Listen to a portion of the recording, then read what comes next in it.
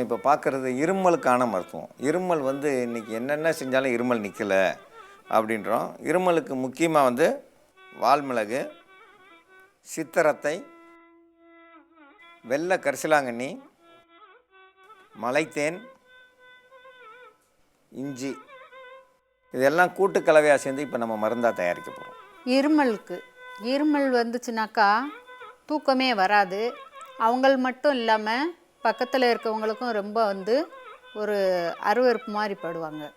இருமல் ஏன் வருது அப்படின்னாக்கா, பல இடங்களுக்கு போய் தண்ணி குடிக்கிறவங்க அந்த தண்ணி சேராதனால வரும். உடம்புல எதிர்ப்பு சக்தி ரத்தம் குறைஞ்சி போச்சுனாலும் அவங்களுக்கு குடிக்கிற தண்ணி முதல் கொண்டு தண்ணி அவங்க உமிழ்நீரே சளியாக மாறக்கூடியது.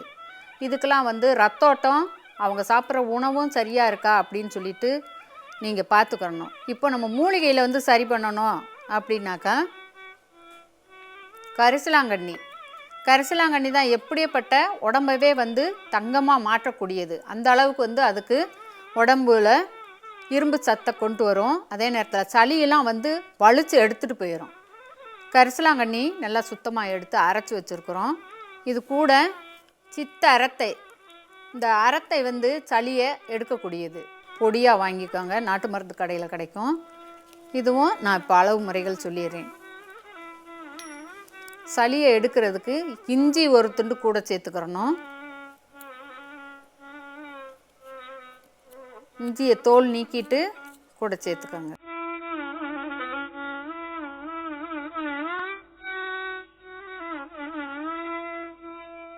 இஞ்சி ஒரு துண்டு தோல் நீக்கிட்டு வச்சுருக்குறோம்.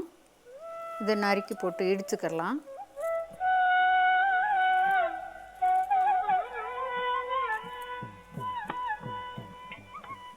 வால்மிளகு ஒரு 9,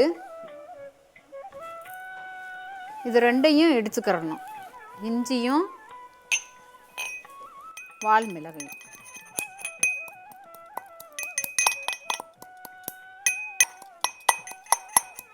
வால்மிளகும் இஞ்சியும் நல்லா இடித்து எடுத்து வச்சுருக்குறோம்.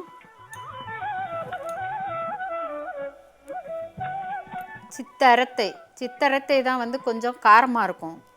இது சளியை வலிச்சு எடுக்கக்கூடியது. அது கொஞ்சம் நிறையவே போட்டுக்கோங்க. 1/2 ஸ்பூன் அளவுக்கு சேர்த்துக்கிறணும். சித்தரத்தை கரிசலாங்கண்ணி அரைச்சி எடுத்து வச்சுருக்குறோம். நல்லா 1 ஸ்பூன் அளவுக்கு கூட சேர்த்துக்கோங்க. தேன், சுத்தமான மலைத்தேன் கொஞ்சம் நிறையா சேர்த்துக்கிறணும்.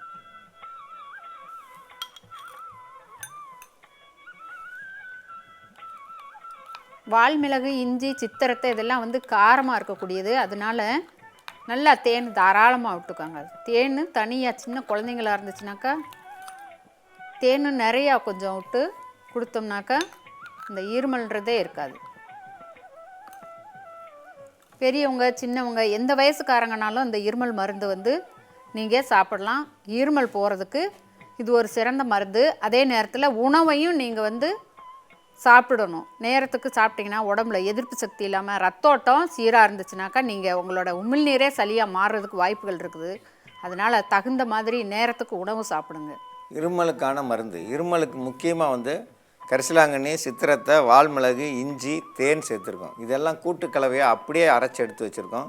இதை காலையில் 1 ஸ்பூன், சாயந்தரம் 1 ஸ்பூன் சாப்பிட்டோம்னா எவ்வளோ பெரிய ஆளுக்கு 40 வயசுக்காரங்களுக்கு முதல் கொண்டு யாருக்கு வேணாலும் இதை கொடுக்கலாம்.